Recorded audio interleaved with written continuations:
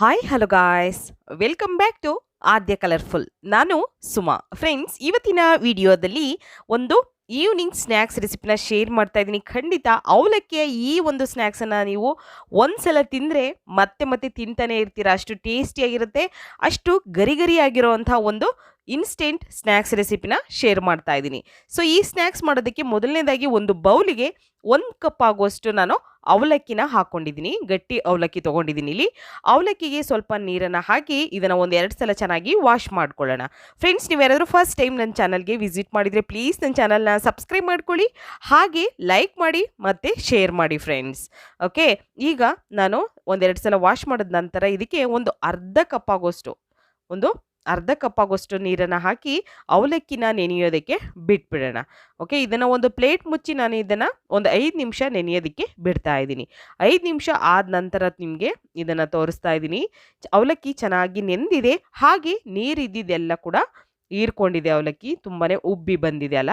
So ಈಗ ಇದಕ್ಕೆ ಒಂದು ಅರ್ಧ ಕಪ್ ಆಗುವಷ್ಟು ನಾನು ಕಡಲೆ ಹಿಟ್ಟನ್ನು ತೊಗೊಂಡಿದ್ದೀನಿ. ಕಡಲೆ ಹಿಟ್ಟು ನಾವು ಬೋಂಡ ಬಜ್ಜಿಗೆ ಉಪಯೋಗಿಸ್ತೀವಲ್ಲ, ಅದೇ ಕಡಲೆ ಹಿಟ್ಟು ಹಾಕ್ಕೊಂಡಿದ್ದೀನಿ. ಒಂದು ಮುಕ್ಕಾಲು ಕಪ್ ಆಗುವಷ್ಟು ಅಷ್ಟೇ. ನಂತರ ರುಚಿಗೆ ತಕ್ಕಷ್ಟು ಉಪ್ಪನ್ನು ಹಾಕ್ಕೊಂಡಿದ್ದೀನಿ. ಫ್ರೆಂಡ್ಸ್, ಈ ಒಂದು ಸ್ನ್ಯಾಕ್ಸ್ ಮಾಡೋದಕ್ಕೆ ನಾನು ಬೇಕಿಂಗ್ ಸೋಡಾ ಅಂದರೆ ಅಡುಗೆ ಸೋಡಾನ ಉಪಯೋಗಿಸ್ತಾ ಇಲ್ಲ, ಹಾಗೆ ನಾನು ಮೊಸರು ಕೂಡ ಇದಕ್ಕೆ ಉಪಯೋಗಿಸ್ತಲೇ ಮಾಡ್ತಿರೋವಂಥ ಒಂದು ಇನ್ಸ್ಟೆಂಟ್ ಆಗಿರೋವಂಥ ಸ್ನ್ಯಾಕ್ಸು. ಹಾಗೆ ಇದಕ್ಕೆ ಒಂದು ಸ್ವಲ್ಪ ಗರಂ ಮಸಾಲ ಹಾಕ್ಕೊಂಡಿದ್ದೀನಿ. ಒಂದು ಅರ್ಧ ಸ್ಪೂನ್ ಆಗೋಷ್ಟು ಡ್ರೈ ಮ್ಯಾಂಗೋ ಪೌಡರನ್ನು ಹಾಕ್ಕೊಳ್ತಾ ಇದ್ದೀನಿ. ಸೊ ಈ ಪೌಡರ್ ಇದ್ದರೆ ಉಪಯೋಗಿಸಿ, ಇಲ್ಲ ಅಂತಂದರೆ ಸ್ಕಿಪ್ ಮಾಡ್ಬೋದು. ಮತ್ತು ರೆಡ್ ಚಿಲ್ಲಿ ಪೌಡರ್ ಹಾಕ್ಕೊಳ್ತಾ ಇದ್ದೀನಿ. ಅಚ್ಚ ಖಾರದ ಪುಡಿನ ನಾನು 1 ಸ್ಪೂನ್ ಆಗೋಷ್ಟು ಹಾಕ್ಕೊಂಡಿದ್ದೀನಿ. ಖಾರಕ್ಕೆ ಅನುಗುಣವಾಗಿ ನಿಮಗೆ ಎಷ್ಟು ಬೇಕೋ ನೋಡಿಕೊಂಡು ನೀವು ಇದನ್ನು ಬಳಸ್ಬೋದು. ಹಾಗೆ ಕೊತ್ತಂಬರಿ ಸೊಪ್ಪು ಮತ್ತು ಕರಿಬೇವು ಎರಡನ್ನೂ ಕೂಡ ಸಣ್ಣದಾಗಿ ಕಟ್ ಮಾಡಿ ನಾನು ಹಾಕ್ಕೊಂಡಿದ್ದೀನಿ. ಇಷ್ಟನ್ನು ಹಾಕಿ ನಾವು ಮಿಕ್ಸ್ ಮಾಡ್ಕೊಳ್ಳೋಣ. ನೋಡಿ, ಹೀಗೆ ನಾನು ಇದನ್ನು ನೀಟಾಗಿ ಮಿಕ್ಸ್ ಮಾಡ್ಕೊಳ್ತಾ ಇದ್ದೀನಿ. ಮಿಕ್ಸ್ ಮಾಡಿ ಸ್ವಲ್ಪ ಗಟ್ಟಿನೇ ಇರಬೇಕು, ಇದು ತೆಳ್ಳಗಿರಬಾರ್ದು. ಸ್ವಲ್ಪ ಗಟ್ಟಿನೇ ಇರಲಿ, ಜಾಸ್ತಿ ತೆಳು ಮಾಡ್ಕೋಬೇಡಿ. ತೆಳು ಆದರೆ ಚೆನ್ನಾಗಿ ಬರೋದಿಲ್ಲ ಈ ಒಂದು ಸ್ನ್ಯಾಕ್ಸು. ಹಾಗಾಗಿ ಈಗ ನೋಡಿ ಮಿಕ್ಸ್ ಮಾಡ್ಕೊಳ್ತಾ ಇದ್ದೀನಿ. ಅವಲಕ್ಕಿನ ಫಸ್ಟೇ ನಾವು ನೀಟಾಗಿ ಮ್ಯಾಶ್ ಥರ ಅದನ್ನು ಕಲಿಸ್ಕೊಂಡ್ರೆ ತುಂಬ ಚೆನ್ನಾಗಿ ಬರುತ್ತೆ. ಓಕೆ, ನೀವು ಬೇಕಿದ್ದರೆ ಕಡಲೆ ಹಿಟ್ಟು ಮತ್ತು ಅವಲಕ್ಕಿ ಎರಡನ್ನೂ ಒಂದೇ ಸಲ ಹಾಕಿ ಕೂಡ ಕಲಿಸ್ಬೋದು. ನೋಡಿ, ಈಗ ನಾನು ಹೀಗೆ ಕಲಿಸ್ಕೊಂಡಿದ್ದೀನಿ. ಈಗ ಇದಕ್ಕೆ ಸ್ವಲ್ಪ ಕೈಗೆ ಎಣ್ಣೆ ಏನಾದರೂ ಸ್ವಲ್ಪ ಹಚ್ಚಿ ನಂತರ ಚಿಕ್ಕ ಚಿಕ್ಕ ಉಂಡೆಗಳನ್ನಾಗಿ ಫಸ್ಟು ಮಾಡ್ಕೊಳ್ಳೋಣ ನಾವು. ಹೀಗೆ ಉಂಡೆಗಳನ್ನು ಮಾಡಿಕೊಂಡು ನಂತರ ಹೀಗೆ ನಾವು ಒಂದು ಮಣೆ ಮೇಲೆ ಹೀಗೆ ಇದನ್ನು ರೋಲ್ ಮಾಡ್ಕೋಬೇಕು. ನೋಡಿ, ಹೀಗೆ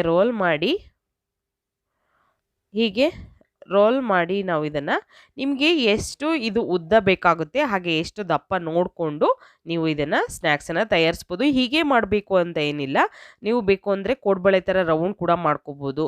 ತುಂಬಾ ಚೆನ್ನಾಗಿರುತ್ತೆ. ಅದು ಕೂಡ ಚಿಕ್ಕ ಚಿಕ್ಕದಾಗಿ ಕೂಡ ನೀವು ಮಾಡ್ಕೋಬೋದು, ಅಥವಾ ಒಂದು ಟ್ರಯಾಂಗಲ್ ಶೇಪಲ್ಲಿ ಕೂಡ ನೀವು ಮಾಡ್ಕೋಬೋದು ಬೇಕು ಅಂತ ಅಂದರೆ. ಸೊ ನಾನು ಈ ಥರ ಒಂದು ಡಿಫ್ರೆಂಟ್ ಆಗಿರೋವಂಥ ಸ್ನ್ಯಾಕ್ಸು ಮಕ್ಕಳಿಗೆ ತುಂಬಾ ಇಷ್ಟ ಆಗುತ್ತೆ. ಈ ಥರದ ಒಂದು ಸ್ನ್ಯಾಕ್ಸ್ಗಳನ್ನು ಮಾಡಿ ನಾವು ಮಕ್ಕಳಿಗೆ ಕೊಡೋದ್ರಿಂದ ಒಂದು ಡಿಫ್ರೆಂಟ್ ಆಗಿರೋವಂಥದ್ದನ್ನು ಆಚೆನೇ ತಿಂದಷ್ಟು ಅವಕ್ಕೂ ಕೂಡ ಇಷ್ಟ ಆಗುತ್ತೆ ಅಂತ. ಈಗ ನೋಡಿ, ಹೀಗೆ ಇದನ್ನು ಎಲ್ಲದನ್ನು ಕೂಡ ಹೀಗೆ ನಾನು ಮಾಡಿ ರೆಡಿ ಮಾಡಿಕೊಂಡು ಒಂದು ತಟ್ಟೆಗೆ ತೆಗೆದಿಟ್ಕೊಂಡಿದ್ದೀನಿ.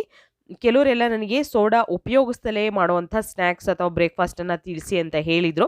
ಖಂಡಿತ ನಾನು ಆದಷ್ಟು ಆ ಥರದ ವಿಡಿಯೋಗಳನ್ನೇ ಶೇರ್ ಮಾಡ್ತೀನಿ.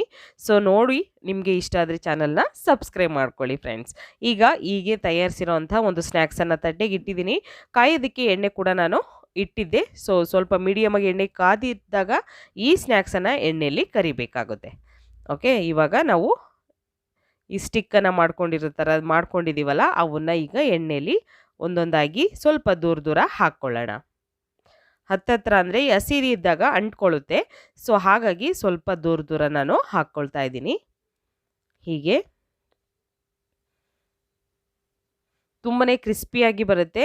ಸ್ವಲ್ಪ ಬೇಯಿಸೋದಕ್ಕೆ ಟೈಮ್ ತೊಗೊಳ್ಬೋದು, ಬಿಟ್ಟರೆ ತುಂಬ ಚೆನ್ನಾಗಿರುತ್ತೆ ಈ ಸ್ನ್ಯಾಕ್ಸು. ಮತ್ತು ಹೆಲ್ತಿಯಾಗಿರೋಂಥ ಕೂಡ ಹೇಳ್ಬೋದು, ಅವಲಕ್ಕಿನ ಉಪಯೋಗಿಸಿ ಮಾಡಿರೋವಂಥದ್ದು. ಸೊ ನೋಡಿ, ಇವಾಗ ನಿಮಗೆ ಬೇಕು ಅಂದರೆ ಈ ಥರ ಮಾಡ್ಕೊಳ್ಳಿ, ಇಲ್ಲಾಂದರೆ ಟಿಕ್ಕಿ ಥರ ಮಾಡಿ ಕೂಡ ನೀವು ಶಲೋ ಫ್ರೈ ಮಾಡ್ಕೋಬೋದು ಬೇಕು ಅಂತ ಅಂದರೆ. ಈ ಥರ ಬೇಡ ನಮಗೆ ಡೀಪ್ ಆಯಿಲ್, ನಾವು ಸಿಕ್ಕಾಪಟ್ಟೆ ಎಣ್ಣೆನ ಉಪಯೋಗಿಸಿ ಮಾಡೋಲ್ಲ ಸ್ನ್ಯಾಕ್ಸ್ಗಳನ್ನ ಅನ್ನೋದಾದರೆ ನೀವು ಶಲೋ ಫ್ರೈ ಕೂಡ ಮಾಡ್ಕೊಳ್ಳಿ. ಅದನ್ನು ಬೇರೆ ಶೇಪಲ್ಲಿ ಟ್ರಯಾಂಗಲ್ ಶೇಪಲ್ಲೋ ಅಥವಾ ಒಂದು ಬೇರೆ ಟಿಕ್ಕಿ ಶೇಪಲ್ಲಿ ಮಾಡಿಕೊಂಡು ನೀವು ಮಾಡ್ಕೋಬೋದು. ಈಗ ಆಗಿದೆ, ಒಂದು ಟಿಶ್ಯೂ ಪೇಪರ್ ಮೇಲೆ ತೆಗೆದಿಟ್ಕೊಳ್ಳೋಣ. ತುಂಬನೇ ರುಚಿಯಾಗಿ ಅವಲಕ್ಕಿಯ ಈ ಸ್ನ್ಯಾಕ್ಸ್ ಒಂದ್ಸಲ ತಿಂದರೆ ಮತ್ತೆ ಮತ್ತೆ ತಿಂತಾನೆ ಇರ್ತೀಯ. ಇನ್ಸ್ಟೆಂಟ್ ಸ್ನ್ಯಾಕ್ಸ್ ರೆಸಿಪಿ ರೆಡಿಯಾಗಿದೆ. ನೀವು ಕೂಡ ಟ್ರೈ ಮಾಡಿ. ಬಾಯ್.